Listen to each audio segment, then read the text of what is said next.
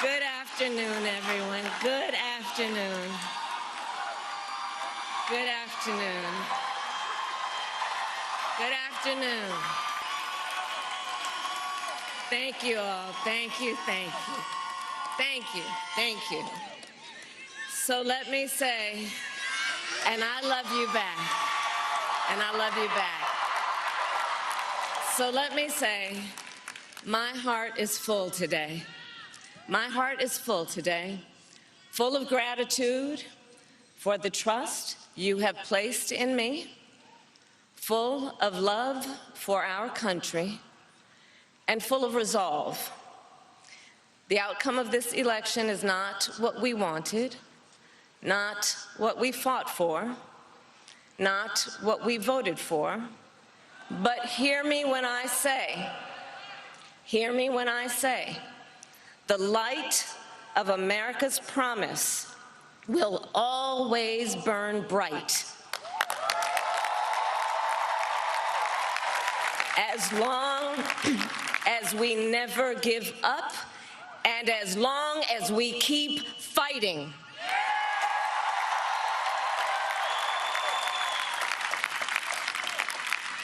To my beloved Doug and our family, I love you so very much.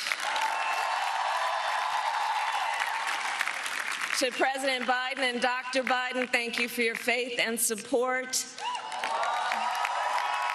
To Governor Walz and the Walz family, I know your service to our nation will continue.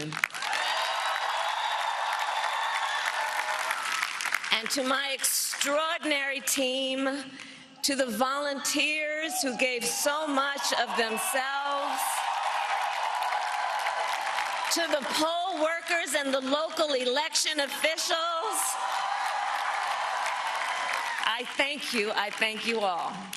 Look, I am so proud of the race we ran and the way we ran it,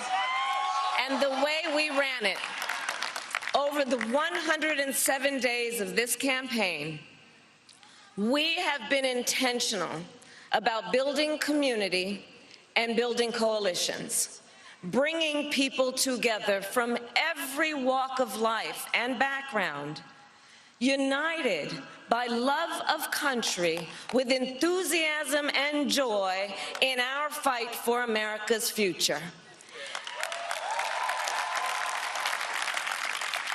And we did it with the knowledge that we all have so much more in common than what separates us. Now, I know folks are feeling and experiencing a range of emotions right now. I get it. But we must accept the results of this election. Earlier today, I spoke with President-elect Trump and congratulated him on his victory. I also told him that we will help him and his team with their transition, and that we will engage in a peaceful transfer of power.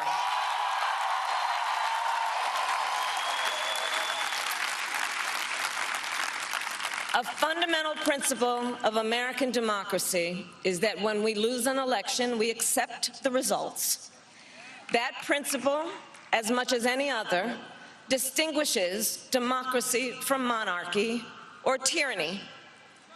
And anyone who seeks the public trust must honor it. At the same time, in our nation, we owe loyalty not to a president or a party, but to the Constitution of the United States.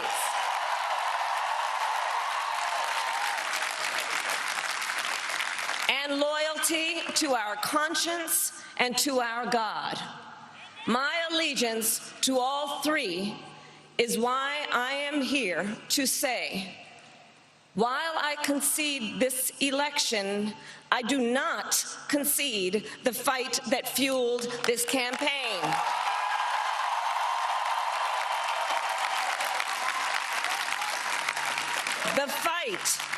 The fight for freedom, for opportunity, for fairness, and the dignity of all people. A fight for the ideals at the heart of our nation. the ideals that reflect America at our best. That is a fight I will never give up.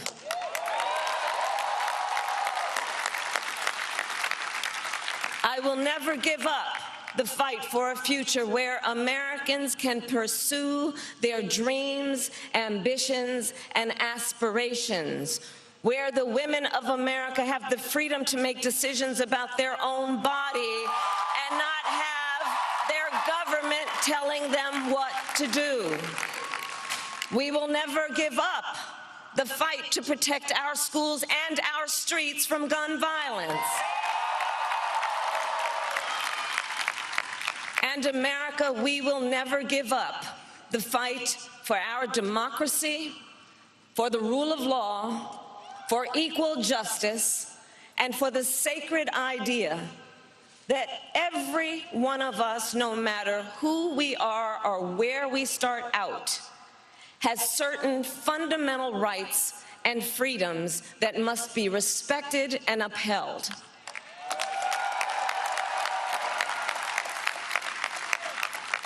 And we will continue to wage this fight in the voting booth, in the courts, and in the public square. And we will also wage it in quieter ways, in how we live our lives, by treating one another with kindness and respect, by looking in the face of a stranger and seeing a neighbor, by always using our strength to lift people up, to fight for the dignity that all people deserve. The fight for our freedom will take hard work, but like I always say, we like hard work. Hard work is good work. Hard work can be joyful work. And the fight for our country is always worth it. It is always worth it.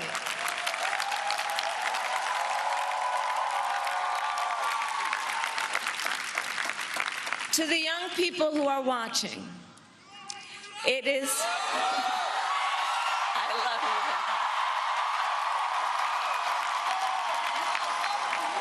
you. To the young people who are watching, it is okay to feel sad and disappointed, but please know it's going to be okay.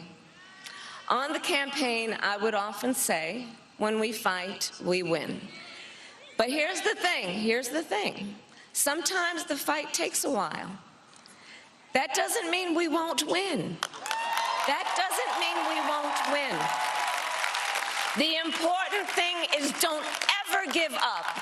Don't ever give up. Don't ever stop trying to make the world a better place. You have power. You have power.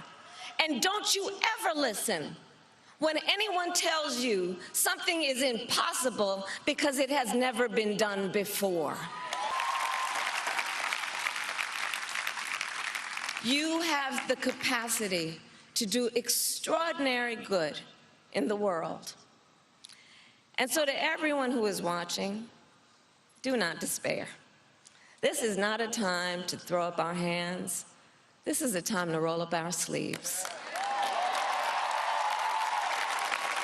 This is a time to organize, to mobilize, and to stay engaged for the sake of freedom and justice and the future that we all know we can build together. Look, many of you know I started out as a prosecutor, and throughout my career, I saw people at some of the worst times in their lives.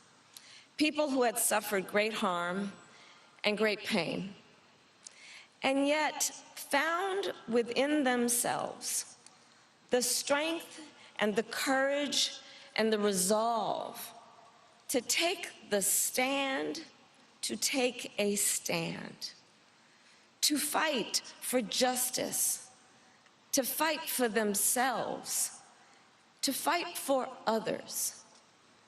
So let their courage be our inspiration. Let their determination be our charge. And I'll close with this.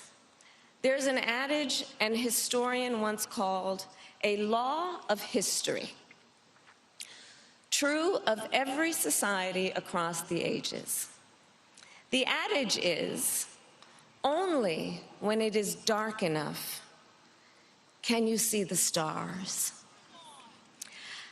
I know many people feel like we are entering a dark time, but for the benefit of us all, I hope that is not the case.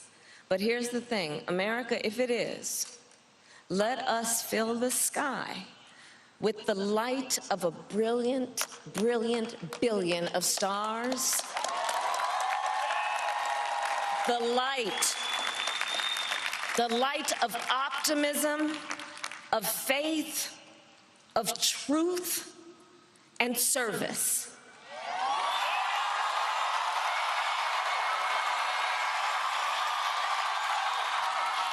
HU.